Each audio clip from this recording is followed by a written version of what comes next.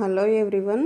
పాలన్నం లేదా పరవన్నం ఒక్కసారి ఇలా ట్రై చేశారంటే ఎప్పుడు చేయని వారికి కూడా చాలా టేస్టీగా కుదురుతుందండి. ఇది అందరికీ కుదరదు. ముందుగా 1 లీటర్ పాలు తీసుకొని మనం వాటిని బాగా మరిగించుకోవాలి. తర్వాత వీడియోలో చూపిస్తున్న విధంగా 1 టీ గ్లాసు రైస్ తీసుకొని కడిగి నానబెట్టుకోవాలి. అలాగే 1/2 టీ గ్లాసు సగ్గుబియ్యం కడిగి నానబెట్టేసుకోవాలండి.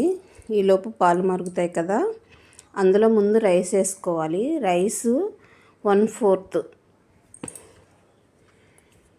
బాయిల్ అయిన తర్వాత సగ్గుబియ్యాన్ని యాడ్ చేసుకొని, సగ్గుబియ్యం కూడా ఇంకా బాయిల్ అయిపోతున్నాయి అన్నప్పుడు మాత్రమే బెల్లాన్ని యాడ్ చేసుకోవాలి. ముందుగా బెల్లం చేసినట్లయితే రైస్ అనేది ఉడకదు, అంత టేస్టీగా ఉండదు, బాగుండదు కూడా. చూసారా, రైసు సగ్గుబియ్యం అయిన తర్వాత బెల్లాన్ని యాడ్ చేసుకొని ఒక 5 మినిట్స్ ఆగిన తర్వాత ఇలాచీని ఇలా దంచి వేసుకున్నా లేదా పౌడర్ వేసుకున్నా మీ ఇష్టం, చాలా టేస్టీగా ఉంటుంది.